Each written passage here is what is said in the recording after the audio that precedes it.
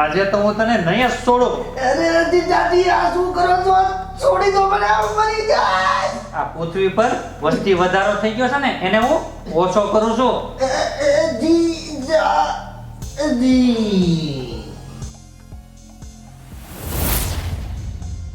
ભાઈ ઘરે બધા મજામાં છે ને?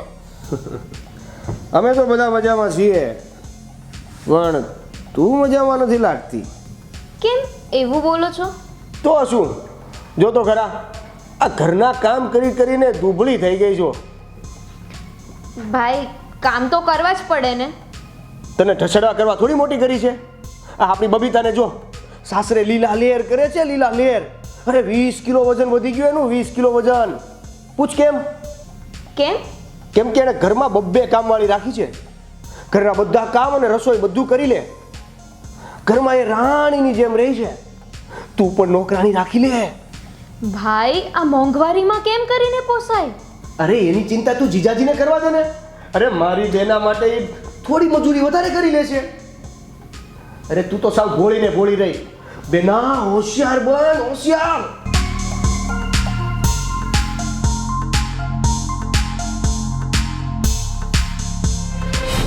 કામવાળી? હા મને કામવાળી જોઈએ છે. પણ આ બે જણનું વળી આપણું કેટલું કામ હોય? ઈ તો તમે કરો ને તો તમને સમજ પડે. આ તમને એક ડબ્બો લોટનો ઘંટીએ મૂકવાનું કહું છું તો તમને કેટલું જોર ચડી આવે છે. તો વિચાર કરો કે હું આખો દી ઘરનું કામ કરું છું તો મારી હાલત શું થતી હોય. આ મોંઘવારીમાં આપણે કેમ કરીને કામવાળી પહોંચાય?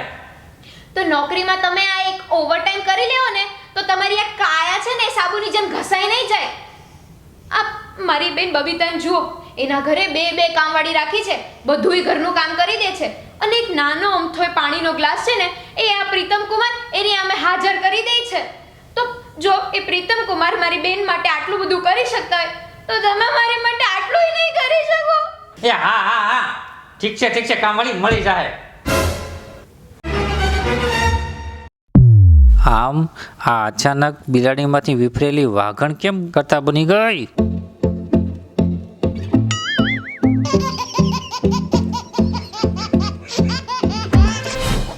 બોલ બીજું બોલ. અરે બીજું શું કહું બેના, આ તારી હાલત કેવી થઈ ગઈ છે. કેમ હું થયું? અરે બેના, અરે તું આવા હલકા ડ્રેસ પહેરે એવું થોડી ચાલે. આપણી બબીતાને જો, દર અઠવાડિયે નત નવા સેલમાંથી કપડાં લીધા જ કરે છે. અને દર 4 દિવસે બ્યુટી પાર્લરમાં જાય. અરે આખો લુક જ ચેન્જ કરી દે. બોલો, બાકી બબીતાનો એકદમ વટ પડે છે હો. જિંદગી હોય ને તો આપણી બેન બબીતા જેવી. તું સાવ ભોળીને ભોળી રહી. એ બેન હોશિયાર બન, થોડીક હોશિયાર બન.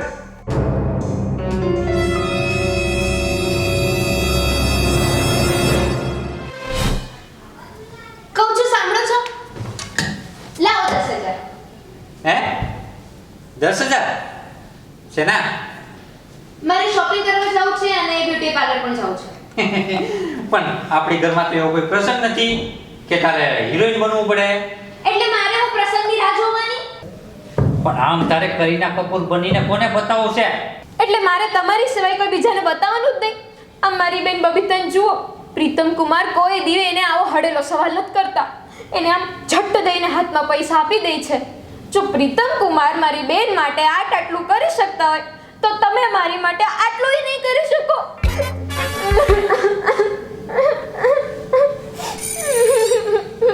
મતલબ કે તારે 10,000 ના ખાડામાં મને ઉતારવો છે એમ ને? हाँ, दुनिया ना 3 चीजों से चलती है, हाँ हाँ और हाँ. આ ધીમે ધીમે દૂધમાંથી પનીર ચીલી કેમ બનતી જાય છે?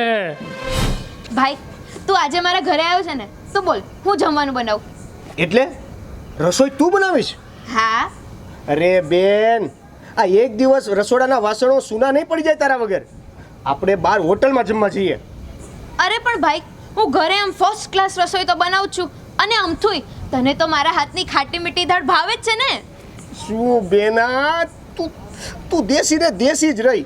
અરે અત્યારે જમાનો મોડર્ન થઈ ગયો છે, મોડર્ન. આમ જો, હું તને કહું છું કે તું તો છે ને દર સન્ડે હોટલમાં નવી હોટલમાં બહાર જમવાનું જ રાખ. આમ જો હોટલમાં જમવા જઈએ ને એટલે ફોટા પાડીને મૂકી દેવાના ઇન્સ્ટાગ્રામમાં, ફેસબુકમાં. અને પછી જો તારા ફોલોવરો વધે ઈ અરે સ્ટેટસ આમ જ બને. અરે આ આખી સોસાયટીમાં વટ પડી જશે વટ. તું જો આપણી બબીતાને જો, એનું તો દર સન્ડે અને નવા તહેવારોમાં નવી અને સારી હોટલમાં જમવાનું ફિક્સ જ હોય છે. એ તો જલસા કરે છે જલસા. પણ મારી બેના તું તો ભોળી જ રહી. એ જરા હોશિયાર બન.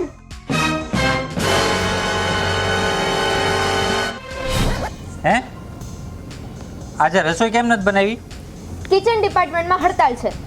એ ફેક્ટરીમાં હડતાળ સાંભળી હતી, આ રિક્ષાવાળાની હડતાળ સાંભળી હતી, બેંકવાળાની હડતાળ સાંભળી હતી, પણ આ કિચન ડિપાર્ટમેન્ટની હડતાળ આ તો પહેલી વાર સાંભળી. કઈ કારણ? અમારી ડિમાન્ડ પૂરી કરો. શું? આજથી દર સન્ડે મૂવી જોવા જઈશું અને પછી બહાર કોઈ હોટલમાં જમવા જઈશું. પણ મને તો તારી રસોઈથી કોઈ ફરિયાદ છે જ નહીં, એટલે બહાર જવાનો તો સવાલ આવતો જ નથી. પણ અમારે તો બહાર જમવા જવું હોય કે નહીં? અરે મારી તો કોઈ ઈચ્છા હોય કે નહીં? આમ દર વખતે મારે જ તમને રસોઈ બનાવીને ખવડાવવાની? કઈ પ્રકારના પતિ છો તમે? કોઈ દી તમને એમ નથી થતું કે અમારી બિચારી પત્નીને આરામ આપીએ, રાહત આપીએ, એક દી એને શાંતિ આપીએ, એને ખુશ રાખીએ? આમ મારી બેન બબીતાને જુઓ, પ્રીતમ કુમાર એને દર સન્ડે હોટલમાં ખાવા લઈ જાય છે. જો આ પ્રીતમ કુમાર મારી બેન માટે આટલું બધું કરી શકતા હોય તો તમે મારા માટે આટલું નહીં કરી શકો. આ મારી સાળી બબીતાએ તો લોહી પીધું.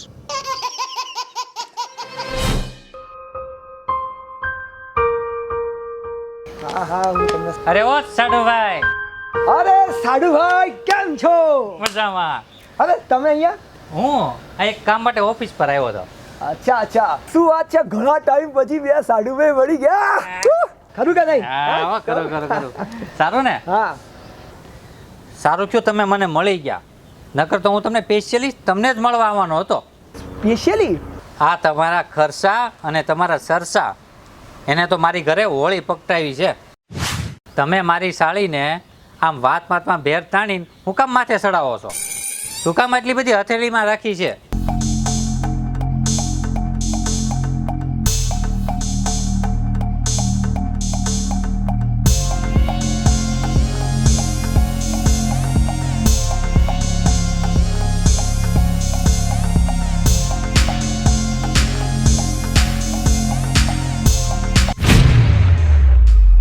સાડુભાઈ, આ તમને પોસાતું હોય છે, બાકી મને તો બિલકુલ ન પોહાય.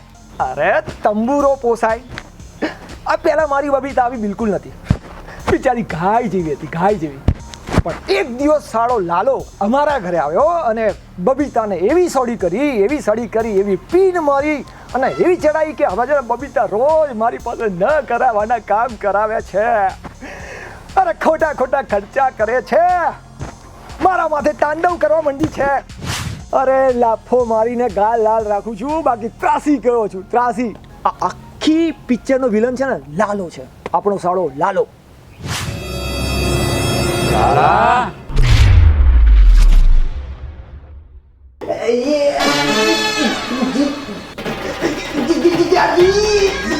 આજે તો હું તને નહીં જ છોડું. આ પૃથ્વી પર વસ્તી વધારો થઈ ગયો છે ને, એને હું ઓછો કરું છું.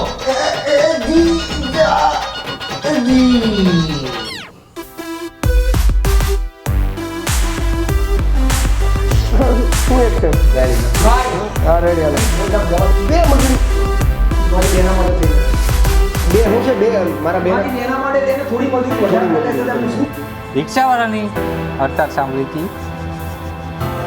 બિચારી બબી કેમ એમ થાય યાર? બબીતા. હા એમ બબીતા. અરે પણ અમારે તો બહાર જમવા જવું હોય ને ક્યાંથી ચાલુ? પછી લેવાની હતી. ઓકે, પહેલા લઈ લો.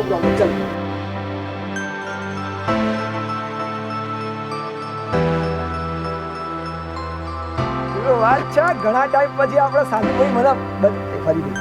સાલા